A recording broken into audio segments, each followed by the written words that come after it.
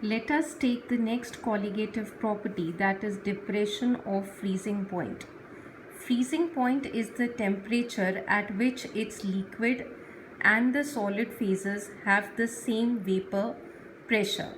In other words, the freezing point of a liquid is the temperature at which the vapor pressure temperature curves for solid and liquid states intersect with each other.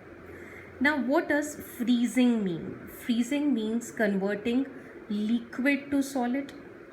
For example, water that has been placed in your freezer gets condensed, frozen to ice. So, freezing point should be the temperature where there is a transition from liquid state to solid state. So, point of interchange from liquid to solid is basically the temperature which is known as freezing point. So had this liquid been water and this solid been ice, then this temperature would be known as the freezing point of this particular combination at a particular pressure. Now, next is the graph between vapor pressure and temperature for a pure solvent, solution 1, solution 2. So as it has been informed in elevation and boiling point that whenever a non-volatile solute is added to a volatile solvent, then the vapor pressure decreases. Now, had this been pure volatile solvent, for example water, then the graph would have been like this.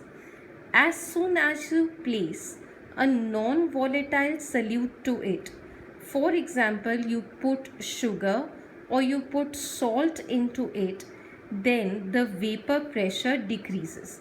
So the vapor pressure decreases from P0 to P1 when you add non-volatile solute 1 to the pure solvent. Hence this graph shows a decline or lowering of vapor pressure. If you would have added another non-volatile solute, say for example some sand, any such component which does not get evaporated, then we would have obtained another solution 2. Now the graph clearly indicates whenever a non-volatile solute is added, the vapor pressure again decreases to P2 stage. So the entire process shows us that vapor pressure is decreasing. And if you now notice, this is the point which refers to the original freezing point of the solvent, which is, say for example, just for your convenience I may take, is 273 Kelvin. So if this is 273 Kelvin, then the solution 1 would show depression in freezing point, say to around 270 Kelvin. And if you add another non-volatile solute, then it may dip further to 268 Kelvin, for example. So as you can clearly see, there is a lowering of freezing point which is known as depression in freezing point. Hence this graph shows variation of vapor pressure for solvent solutions having non-volatile solutes in them.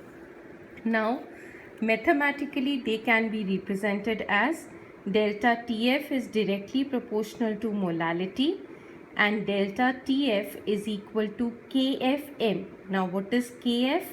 KF is known as cryoscopic constant. KF is a constant of proportionality which directly proportionates the depression in freezing point to the molality of the solution. So have a look at the video and let us know your issues or doubts.